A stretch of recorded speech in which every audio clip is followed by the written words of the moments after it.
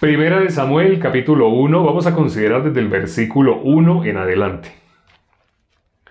Hubo un varón de Ramataim, de Sofim, del monte de Efraín, que se llamaba Elcana, hijo de Jeroam, hijo de Eliú, hijo de Toú, hijo de Suf, efrateo.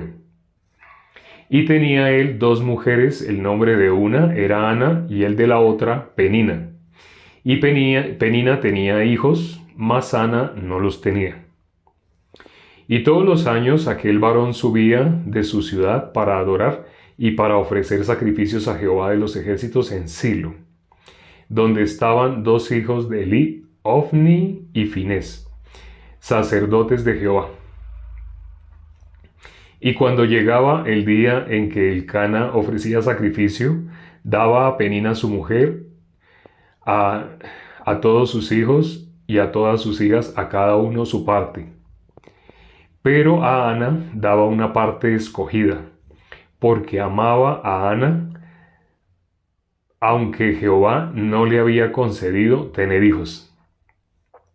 Y su rival la irritaba, enojándola y entristeciéndola, porque Jehová no le había concedido tener hijos. Y así hacía cada año cuando subía a la casa de Jehová, la irritaba así, por lo cual Ana lloraba y no comía. Y Elcana su marido le dijo: Ana, ¿por qué lloras? ¿Por qué no comes? ¿Y por qué está afligido tu corazón? ¿No te soy yo mejor que 10 hijos? Y se levantó Ana después que hubo comido y bebido en Silo, y mientras el sacerdote Elí estaba sentado en una silla junto a un pilar del templo de Jehová, ella con amargura de alma oró a Jehová y lloró abundantemente.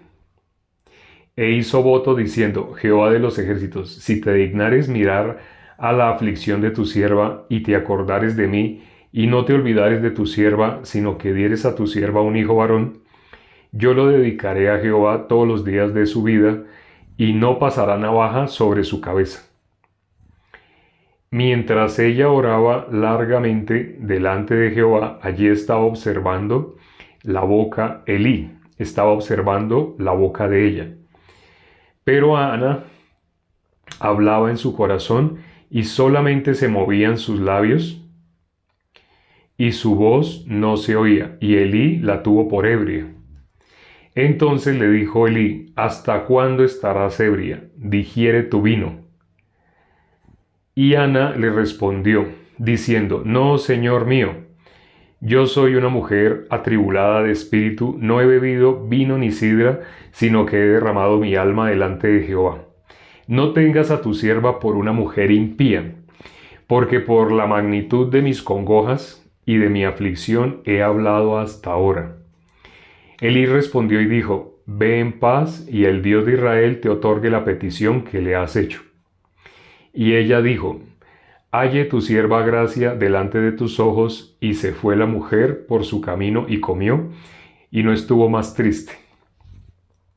Y levantándose de mañana, adoraron delante de Jehová, y volvieron y fueron a su casa en Ramá, y Elcana se llegó a Ana su mujer, y Jehová se acordó de ella.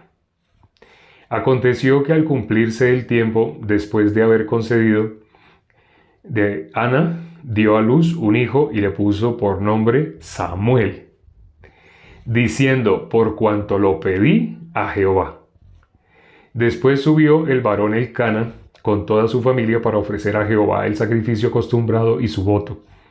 Pero Ana no subió, sino dijo a su marido: yo no subiré hasta que el niño sea destetado, para que lo lleve y sea presentado delante de Jehová y se quede allá para siempre. Y Elcana su marido le respondió: haz lo que bien te parezca, quédate hasta que lo destetes, solamente que cumpla Jehová su palabra. Y se quedó la mujer y crió a su hijo hasta que lo destetó. Después que lo hubo destetado, lo llevó consigo con 3 becerros, un efa de harina y una vasija de vino, y lo trajo a la casa de Jehová en Silo, y el niño era pequeño. Y matando el becerro, trajeron el niño a Elí. Y ella dijo: oh, Señor mío, Vive tu alma, Señor mío, yo soy aquella mujer que estuvo aquí junto a ti orando a Jehová. Por este niño oraba y Jehová me dio lo que le pedí. Yo pues lo dedico también a Jehová todos los días que viva. Será de Jehová y adoró allí a Jehová. Bueno, una pregunta. Aquí vimos que cuando ella iba a dejar a Samuel. Ya el resto de Primera de Samuel, vamos a mirar precisamente a Samuel, al profeta Samuel. ¿Por qué estos libros se llaman Primera de Samuel y Segunda de Samuel? Por lo que aparece acá en el capítulo 1 de Primera de Samuel. Aquí aparece el nacimiento de Samuel y hasta el momento que fue destetado. Creo que todos entendemos el concepto de haber sido destetado. Pero la pregunta que hago, aprovechando que hay en este momento hermanos de todas las naciones y también invitados y todos van a poder descubrir en diferentes países el tiempo en el cual un niño es destetado. Entonces, esa es la pregunta. Según hermanos de México, hermanos de Chile, de Argentina, de Perú, ¿hasta cuándo es destetado un niño? Aquí dice que el niño era pequeño cuando fue llevado. ¿Cuándo ella lo llevó? Cuando el niño fue destetado. Pero ese pequeño, ¿qué era? ¿6 meses? ¿1 año? ¿2 años? 5 años. 5 años. 5 años. Va haciendo el récord. ¿Alguien da más? ¿Alguien da más? Algunos hasta ahora. Algunos hasta los 4 en Panamá. Hasta los 4 años en Panamá. Colombia a los 6 meses. 2 años, 1 año. Depende hasta cuándo quiera uno o tenga leche. Depende de cada quien. Yo soy de Colombia y mi hija fue hasta los 3 años. Hasta que el niño no quiera más. 1 año. Un tío hasta los 9 años. Hasta los 9 años. No sé, hay una película donde sale Adam Sandler. Creo que es Adam Sandler. Es una película cómica donde hay un niño que tiene 9 años. Y la mamá está así sentada en una silla. Y entonces el niño le dice, mami, quiero comer. Y entonces la mamá se levanta la blusa, pero, o sea, se ve raro porque es un niño, la mamá está sentada y la cabeza del niño queda por acá. Y el niño tiene que agacharse un poquito. Ya el niño tiene 9 años. Ya un niño de 9 años tiene que agacharse un poquito si la mamá está sentada.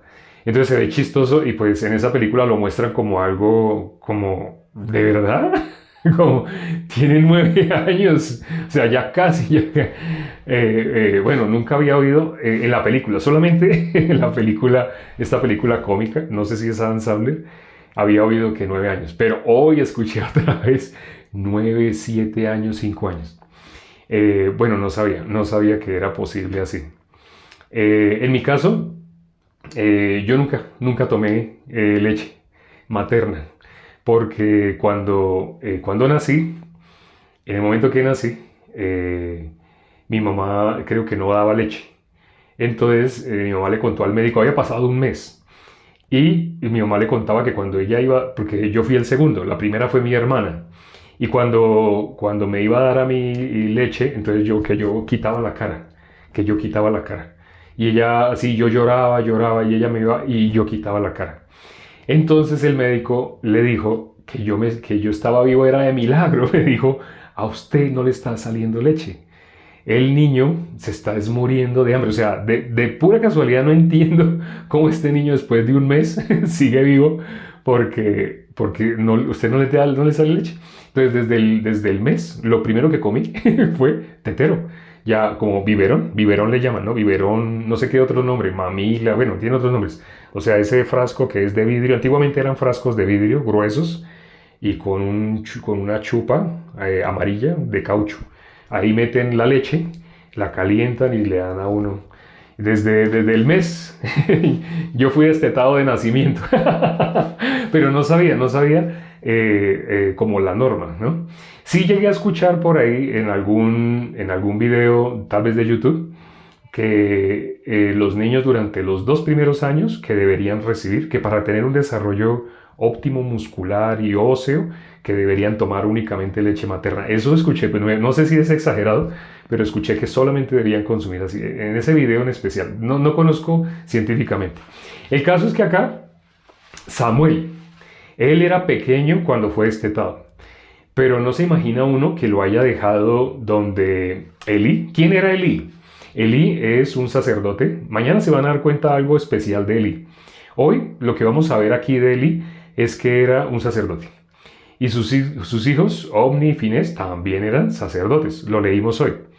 Pero Elí, siendo el sacerdote, él, primero que todo, cuando vio a Ana, pensó que estaba ebria. Pero Ana no estaba ebria. Ana lo que estaba era atribulada. Y ella lo dice, ¿no? Que estaba atribulada.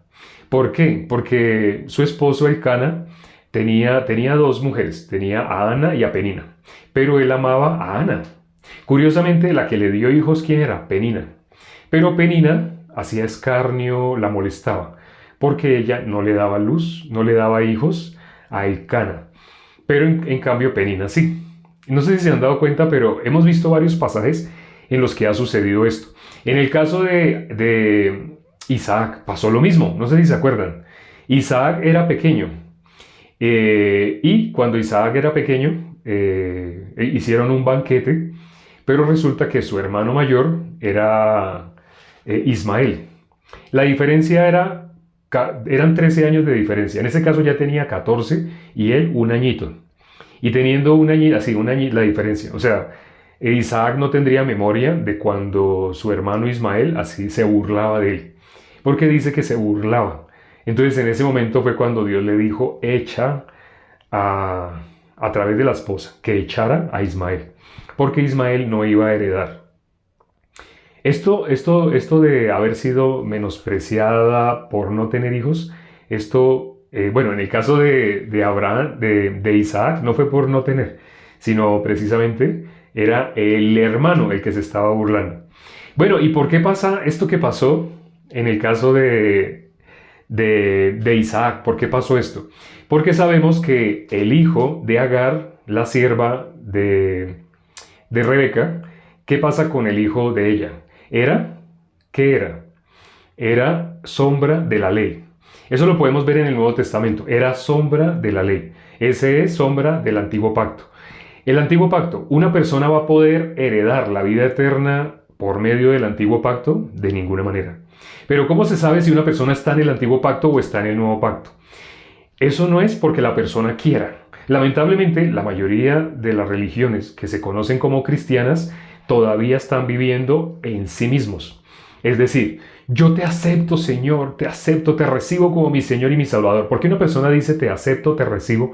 Porque esa persona piensa que es Él el que decide cuándo ser cristiano, cuándo no ser cristiano. Cuando miramos la Biblia no es así. Mirando la Biblia una persona no es cristiana porque se le ocurre, porque la persona quiere ser cristiana, no es así. Por ejemplo, en la Biblia dice, fuiste sellados con el Espíritu Santo la promesa. Ya vimos en Hechos capítulo 2, el versículo 38, para que una persona sea sellada por el Espíritu Santo, esa persona tiene que ser libre de pecado. Si no ha sido redimido su pecado, si esa persona todavía es pecadora, esa persona no puede ser sellada por el Espíritu Santo. Ahora, una persona no puede dejar de ser pecadora y al día siguiente convertirse en pecadora. No puede ser así. ¿Por qué? Porque bíblicamente la forma de que una persona sea libre del pecado es por algo que ya se hizo en el cielo. Antiguamente, la forma de que alguien pudiera redimir su pecado, cuando digo antiguamente me refiero en Agar, es decir, bajo el pacto de la ley, bajo el antiguo pacto. La persona para poder ser redimida, tenía que hacerse un sacrificio. Para eso se hizo el tabernáculo en la tierra. Pero el tabernáculo en la tierra es sombra del tabernáculo celestial. El sacrificio que hizo nuestro Señor Jesucristo no fue en un tabernáculo hecho por manos humanas, sino fue donde presentó su sangre, donde presentó su sacrificio, en el tabernáculo celestial. ¿Cuál es la diferencia entre lo que se hace en lo terrenal y lo que se hace en el cielo? Lo que se hace en el cielo es eterno. Allá sí hay eternidad. Dios puede decir, nunca más me acordaré de sus pecados y transgresiones. Una persona leyendo ese versículo que dice, nunca más me acordaré, si la persona juzga desde su experiencia, Es decir, desde su punto de vista humano, la persona pensaría, pues ¿quién puede no acordarse de los pecados? Puede que Dios haya dicho, no, si no se acordará de pronto ese día, porque Dios estaba feliz, o porque, no sé, alguien lo hizo sonreír, entonces Dios dijo, nunca más me acordaré. Pero realmente al día siguiente Dios se va a acordar, así la gente pensaría, porque así es el ser humano. El ser humano puede que le diga a alguien, nunca, yo nunca, nunca, nunca voy a hacer tal cosa. Espere que pasen 2, 3 días, eso que está diciendo nunca voy a hacer, vuelve y lo hace, ¿sí? Lo que no quiero hacer, eso hago, dijo el apóstol Pablo, siendo el apóstol más grande, el apóstol que más difundió el evangelio. Como él mismo dijo, él es como un abortivo que no merece ni siquiera ser llamado apóstol, porque él persiguió a la iglesia. Siendo Saulo, él persiguió a la iglesia. ¿Qué es Saulo? No sé si sepan, cuando él era grande. Cuando miramos la vida de Saulo, antes de que fuera apóstol Pablo, él tuvo un cambio en su vida. Antes de ser Pablo, él fue Saulo. Y él era grande en qué? Cuando él presenta su hoja de vida, nadie hablaba más idiomas que él. Él mismo lo dice, nadie habla más en lenguas que él. Pero se refiere, ya lo hemos hablado, a que él hablaba más idiomas. Y no solo eso, sino que él fue instruido a los pies de Gamaliel. En esta época, hacer una comparativa con haber sido instruido a los pies de Gamaliel es cuando alguien diga, yo estudié en Harvard. ¿Quién puede decir eso? Muy difícil, ¿no? Un semestre vale como $120,000. ¿Quién puede pagar un semestre en Harvard? Y no solo eso, porque no solo es cuestión de plata. No todo el mundo puede entrar, sino las personas que tienen un IQ muy alto, un coeficiente intelectual muy, muy alto. Entonces, no solamente se necesita dinero, se necesita mucha inteligencia. No sé, hay una película que les recomendaría al respecto. Al final se las voy a nombrar, si es que me acuerdo, si no se me olvida. Hay 2 películas que les estoy debiendo. La vez pasada también les dije. Hay una película así de una persona que estudió en Harvard y muestra cómo para poder entrar, qué se necesita. No cualquier persona puede estudiar en Harvard. Bueno, retomando, lo de Agar es sombra de la ley, sombra del antiguo pacto. Por eso el hijo de Agar es el hijo de la carne, no es el hijo del espíritu. Bueno, uno pensaría, espere, no entiendo, ¿cómo así que sí, carne, no espíritu? En la Biblia lo dice, lo que Ismael, ese hijo, ¿cómo fue concebido? ¿Por fe o más bien por no tener fe? Hago esta pregunta. Ismael, ¿cómo fue concebido? Hubo dos alumbramientos, ¿no? De Sara. Antes, ¿cómo se llamaba Sara? Sarai. Pero el nombre de ella ya no iba a ser más Sarai, ahora Sara. Entonces, en ese caso Sara, ya hablo de Sara. Por no tener fe, exacto, por no tener fe. Entonces, bueno, hay dos, como nombré los dos, de pronto me faltó especificar. En el caso de Ismael, fue por no tener fe. Ese nacimiento de Isaac representa la obra humana, representa la ley, representa la carne, lo que es perecedero, lo que es efímero, lo que no es eterno. Cuando una persona dice, no, yo nunca, nunca más voy a volver a tomar eso, ay, no es que lo que hice hoy, ay, no, yo estoy, no, y la persona puede que llore, ay, no, yo por qué y para qué tomé, ay, no, por haber tomado fue que esa persona que dice, nunca más va a volver a hacer, va a volver a hacer. ¿Por qué? Porque el ser humano no es eterno, no es eterno. Puede que haya una cosa en especial que logre que no la haga. Por ejemplo, en mi caso, estuve en el ejército y en el ejército normalmente a uno le enseñan a fumar, ¿no? Yo en el ejército yo no fumaba y yo le hacía campaña negativa al cigarrillo. Yo hablaba en contra del cigarrillo, a pesar de que yo no me hacía llamar cristiano en esa época, pero era muy como moralista. La gente pensaba que yo era cristiano, aunque yo en ese momento era únicamente católico. Había nacido siendo católico en ese momento. Entonces yo no me definía como cristiano, pero sin embargo yo hacía campaña negativa al cigarrillo. No sé por qué la sociedad o las religiones han dado como una muestra de que si es cristiano no fuma. Por ejemplo, en el ejército muchas personas entran entre todos los que entran puede que haya uno o dos que se identifiquen como cristianos. En mi caso, cuando estuve en el servicio, en el ejército, también habían dos. Recuerdo que uno, no recuerdo el nombre, qué pena, era pelirrojo. Y el otro era moreno y alto. El moreno alto sí me acuerdo el apellido, se llamaba Arias, el apellido, Arias, ¿sí? Porque en el ejército normalmente uno se llama por el apellido, él era Arias.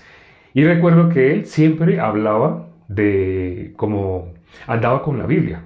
Era el único soldado que uno lo veía. Bueno, había ocasiones que no podía llevar la Biblia, pero él casi siempre tenía una chiquita, esa Biblia chiquita la tenía en el bolsillo. Y él tenía una Biblia en su tula. Y él cargaba la Biblia. Al verle la Biblia, cuando él ya estábamos en el alojamiento, él sacaba y él empezaba a hablar de su fe. Entonces a mí me parecía extraño, porque yo no tenía, hasta ese momento no había tenido ningún acercamiento así con cristianos, no. Hasta ese momento lo único que yo como conocía era pues el catolicismo. Y para mí todo era igual, yo no veía ninguna diferencia, yo solamente veía personas que tenían un honesto y sincero deseo de agradar a Dios. Así era lo único que yo veía, pero para mí no había diferencia católicos, testigos de Jehová, yo veía personas honestamente deseosas de agradar a Dios. Eso es lo que yo veía hasta ese momento. Pero en el ejército resulta que yo no sé qué pasó. En el caso mío sí sé qué pasó. Me ofrecieron el cigarrillo y yo lo usé y empecé a fumar. Yo me llegué a fumar una cajetilla al día. No, no es esto orgullo, solamente que yo yo hacía figuritas, hacía bolitas, hacía todo ese tipo de cosas, algo que llaman el puente, no sé, los que fuman saben qué es el puente, yo hacía eso con el humo.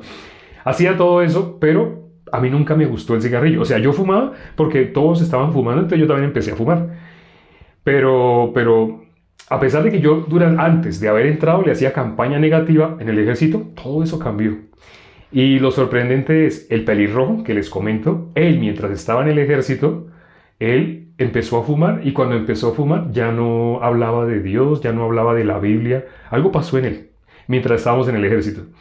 En algún momento me llevaron a mí a una base militar a hacer otros cursos y nos separamos de Arias. Arias hablaba mucho conmigo. Arias, el que mantenía con la Biblia, hablaba mucho conmigo. Yo le hacía preguntas a Arias. Sí, le hacía, o sea, tal vez por eso teníamos afinidad. Porque sí, desde niño Dios me había permitido considerar la palabra, mirar la palabra. A los 12 años. Yo no había leído libros, esos libros que tienen muñequitos, que uno le mete como un títere. Me regalaban ese tipo de libros, pero yo nunca leía, solamente jugaba con el títere. Desde niño fui malo para leer. Yo salí de la primaria y todo sin leer. Sí, no, así como no me interesaba. Ya en el bachillerato pues fue otra cosa, me tocó y hubo cambios, ya les he contado. Pero cuando estaba en el ejército, a los 12 años empecé a leer, ahí sí leí la Biblia. Un libro que empecé a leer sin que nadie me dijera fue la Biblia, porque desde niño mi mamá me dijo que ese libro era la palabra de Dios. Bueno, volviendo al ejército, estando en el ejército, me interesó mucho hablar con Arias porque Arias conocía de la Biblia, entonces hablábamos mucho con él. Pero cuando nos separamos, me mandaron a una base militar y él se quedó ahí donde estábamos. Yo lo vine a ver años después de que ya salimos del ejército, me lo vine a encontrar años después. Y cuando me lo encontré, él ya no tenía nada de lo que yo vi en el ejército.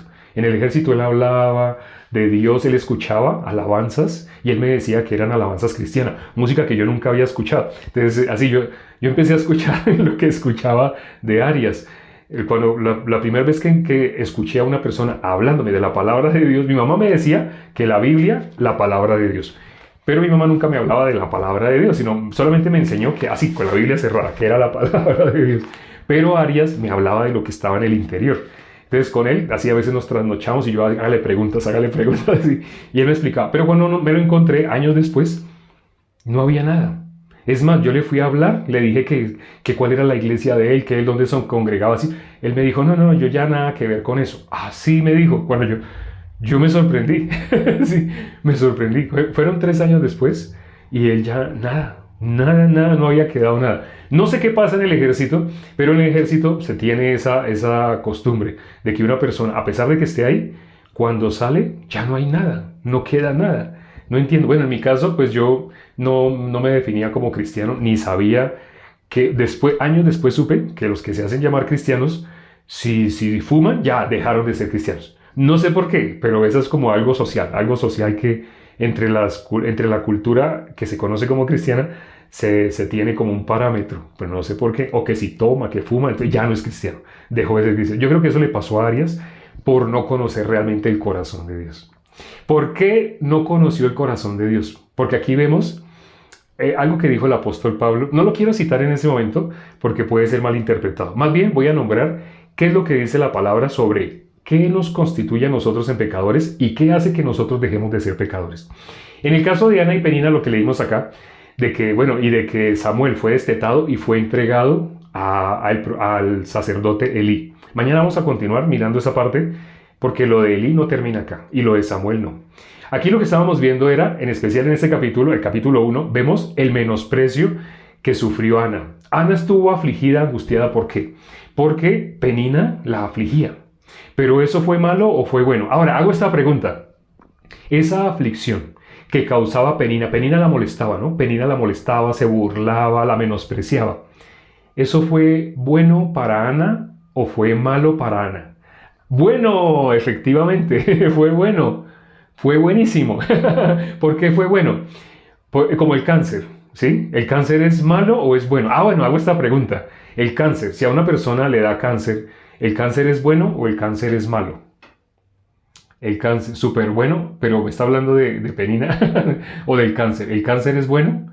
¿El cáncer es bueno? ¿Es bueno? ¡Oh! Todo el mundo dice que el cáncer es bueno. El cáncer es bueno. Quebranta el corazón. Malo, ya alguien dijo que es malo. Ya empezó la balanza otra vez a nivelarse. No, no puede ser bueno, es malo. Normalmente la balanza empieza hacia un lado y luego se empieza a balancear. Bueno, depende. Hay personas que cuando les ha dado cáncer, lo que dijeron ahorita, su corazón se humilla. Hay personas que dejan tanta fuerza, personas que tenían sus metas, su propósito, pero en el momento que les dicen cáncer, que tienen cáncer, la persona llegó la muerte al corazón. Y hay personas que cuando la muerte les llega al corazón, quebrantan. Y en ese momento ya no hablan, ya no tiene sentido que hablen sus metas, sus aspiraciones, porque ya les queda un año de vida. Entonces, un ejemplo. Entonces hay personas que cuando les llega la muerte al corazón, ya pueden oír. Dejan de hablar y pueden oír. Y eso es el requisito indispensable para que una persona reciba la salvación. Tiene que haber alguien que predique el evangelio, pero tiene que haber alguien que esté dispuesto a oír. Y el ser humano en modo natural no puede oír. No sé si se habrán dado cuenta en los comentarios que hay personas que entran a hablar de cualquier otra cosa menos de lo que se está compartiendo. Hablan de las trompetas del apocalipsis y de otras cosas así, que si ayunamos o no, que si diezmamos o no, pero no se enfocan en el evangelio, que es lo que venimos a compartir acá. Y bueno, ya para concluir, en este caso para Penina sí fue bueno. ¿En qué caso el cáncer podría ser bueno? El cáncer es bueno si la persona, por el cáncer que le dio, recibe la salvación. ¿De qué le aprovecha al hombre si gana el mundo entero? Digamos una persona que a los 50 años le dio cáncer, pero esa persona le dio cáncer y nunca recibió la salvación. Y muere a los 51 años, por ejemplo. ¿Qué sentido tuvo su vida? No tiene ningún sentido. Ahora, una persona que, no sé, a los 30 años le dio cáncer, más joven todavía, pero su corazón se quebrantó. Es decir, esa persona llegó a la condición en la cual podía oír y se le predicó el evangelio y lo recibió. Si esa persona recibe la vida eterna, ¿qué dice la palabra? ¿Qué aprovecha al hombre si gana el mundo entero? ¿De qué sirve que viva 10 años más o que viva 20 años más? ¿De qué sirve si la persona cuando se muera no alcanza la salvación? Las personas piensan en modo natural que son salvos porque ellos desean, que son hijos de Dios porque ellos desearon ser hijos de Dios. Pero eso es una mentira. Realmente, bíblicamente, todo ser humano nace separado de Dios y no se une con Dios por medio de una oración o porque se bautizó o por algo que haga. No, la única forma de que una persona se vuelva uno solo con Dios es por creer en el Evangelio. Eso está en Romanos capítulo 1, versículo 16. El Evangelio es poder de Dios para salvación. ¿Cómo una persona puede ser salva? Por el Evangelio. ¿Y cuándo una persona entonces es salva? Cuando la persona cree. Ese versículo lo dice, es poder de Dios para salvación, sí, pero ¿para quién? Para todo aquel que cree. Ah, pero solo las personas que se portan bien. No, ahí dice para todo aquel que cree. ¿Quién puede creer? Los que ya tienen un corazón humilde, un corazón quebrantado. Por eso, cuando se le predica a una persona que esa persona ha llevado una vida, no sé, como un criminal, como la prostituta, como los ladrones, algo así, esa persona es más fácil que reciba el evangelio. A una persona que ha estado asistiendo supuestamente a una iglesia. Ha estado asistiendo a una iglesia y le preguntamos, ¿usted es pecador? Claro, ¿yo cómo voy a decir que no soy pecador? Ah, bueno. Y según la Biblia, ¿dónde va un pecador cuando muere? A ver, un pecador cuando muere pues va al infierno. Según la Biblia, un pecador muere, va al infierno. La paga del pecado es muerte. Y la muerte significa estar separado de Dios, es ir al infierno. Pero me repite si usted es pecador o no. Ah, pues sí, sí, yo le dije que yo soy pecador, pero yo voy a la iglesia, yo ayuno, yo diezmo. La persona no se da cuenta. Con sus mismas palabras está atestiguando que inevitablemente debe ir al infierno. Pero ya todo lo que diga de ahí en adelante es para justificarse. Dijo que era pecador y con la misma boca dijo, confesó, según lo que está escrito en la Biblia, un pecador muere, va al infierno. Pero nunca se dio cuenta de eso, solamente porque lleva años ejerciendo pastoreo. Es pastor en una iglesia y lleva años siendo pastor. ¿Eso lo hace ser hijo de Dios? Ah, claro, porque es que un pastor todos los domingos predica. Todos los domingos así abre la puerta de su iglesia, se llena y él predica y hace que la gente se sienta feliz y la gente se va feliz. ¿Eso hace que una persona sea salva? O sea, al punto de vista de uno, o filtrando por experiencias, uno diría, sí, claro, las personas, un pastor, ¿cómo no se va a ir al cielo? Cuando leemos Mateo capítulo 7, versículo 21, 22, 23, nos damos cuenta, no. Muchos de los que vemos como pastores, es más, cuando mira Mateo 7 también, el versículo 13, 14, la gran mayoría de los que conocemos como pastores inevitablemente están yendo hacia el infierno. Sé que esto que estoy diciendo a más de uno lo puede sorprender, lo puede asustar, pero es la verdad. La única forma en que una persona sea salva no es porque lleva tantos años en la iglesia, no es porque predica en la iglesia, no, eso no hace salvo a nadie. Ah, porque hizo una oración diciendo, así apretando los ojos y los puños diciendo, te acepto. No, tampoco. No, porque no depende de lo que tú hagas o dejes de hacer. ¿Cómo una persona es salva? Por creer en el Evangelio. ¿Y qué es el Evangelio? Evangelio traduce buenas nuevas. Ya les dijimos que el Evangelio es la única forma de que el creer en el Evangelio es la única forma de que una persona sea salva. Pero el Evangelio es la buena nueva de que nuestro Señor Jesucristo vino a morir por nuestros pecados. Y Él pagó el precio que merecían nuestros pecados y Él nos hizo limpios, con su sangre nos limpió del pecado. Eso que les estoy diciendo está escrito en varios versículos. Acabo de hablar de varios versículos. Ese es el Evangelio. A pesar de que está escrito en la Biblia, las personas, ¿por qué no lo pueden recibir? Porque su experiencia, su punto de vista les muestra, pues yo cómo voy a decir que no soy pecador. Hay dos opciones. Si te quedas con tu punto de vista, algo que vas a negar inevitablemente es la palabra. Lo que está escrito en la palabra de Dios no lo podrías recibir. Y la única forma de que sea una persona salva es por recibir. Por eso en la Biblia dice, mas a todos los que le recibieren, a los que creen en su nombre, les dio potestad de ser hechos hijos de Dios. ¿Qué significa? Todo ser humano, sin haberle recibido, sin haber creído en el nombre, no es hijo de Dios. Si esto no quedó claro, ten paciencia. Para eso está este perfil, para poder explicar cómo puedes recibir la salvación. Primero que todo tienes que darte cuenta que no eres salvo. Si tú crees que eres salvo por tus experiencias, porque llevas 15, 12, 13 años asistiendo a una iglesia cristiana y crees que eso ya te hizo hijo de Dios, primero que todo necesitas escuchar y escuchar una predicación sin ninguna intención de tener algo de ti, solamente para que tú recibas la salvación. Después de que escuches y escuches, no sé, para mí fueron 7 meses. 7 meses de desintoxicación, escuchando realmente cuál es la diferencia entre las que se hacen llamar iglesias cristianas y la que sí es iglesia cristiana. Y no lo digo por jactarme de que ahora sí estoy. No, cuando recibí la salvación. Pero esto es algo que solamente una persona lo puede entender cuando recibe la salvación. Ten paciencia. Hay un video que tenemos, hay varios videos, pero te recomiendo dos en especial, que están en nuestro perfil de YouTube. Allá es canal. Aquí en TikTok se llama perfil. Allá en YouTube se llama canal. Allá tenemos el mismo nombre. Ah, si tú entras a la página principal, una vez que se termine el en vivo, tocas la foto, esta fotico que se ve acá, tocas esa foto y entras al perfil principal. Allá vas a ver esta foto pues más grande. Y debajo vas a ver el botón de Instagram y el botón de YouTube.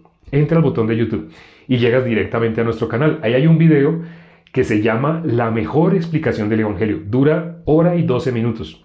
No la doy yo, esa la explica el pastor. Precisamente se llama, bueno, no le doy el nombre. Es bueno que ustedes mismos vayan y miren esa predicación y se sorprenderán. Los que no hayan podido recibir la salvación antes, hay personas que viendo ese video han podido recibir la salvación. Bueno, creo que hoy nos extendimos muchísimo. Vamos a dejar acá, vamos a orar para terminar y mañana continuamos. Padre, gracias por este tiempo que nos permites para considerar tu palabra. Gracias porque has permitido que muchas personas a través de este perfil hayan creído en el Evangelio. Lamentablemente, el Evangelio no lo enseñan en las que se hacen llamar como iglesias, ni los que se hacen llamar pastores. Hay muchas congregaciones, muchas que son hermosas. La música es hermosa, la alabanza es hermosa, pero no le pueden enseñar a una persona cómo ser libres del pecado porque ellos mismos no lo son. Ellos mismos justifican y explican por qué todo el mundo es pecador y tiene lógica lo que ellos enseñan. Pero el Evangelio verdadero está escrito en la Biblia. El Evangelio es que nuestro Señor Jesucristo ya nos hizo libres del pecado. Es difícil de creer cuando usamos nuestro punto de vista, cuando filtramos por nuestras experiencias, nuestras emociones. Pero no es cuando una persona decida dejar de ser pecador que la persona deja de ser pecador. No es de esa manera. Cuando una persona logra creer en el Evangelio, esa persona inevitablemente es libre del pecado y ya no puede pecar. Esto algunas personas aún no lo entienden y te pido, Padre, que les des paciencia. Las personas que en ese momento están orando y que han escuchado la prédica del día de hoy, te pido que tengas misericordia de todos ellos y les permitas recibir la salvación. Hemos orado en el nombre de nuestro Señor Jesucristo. Amén.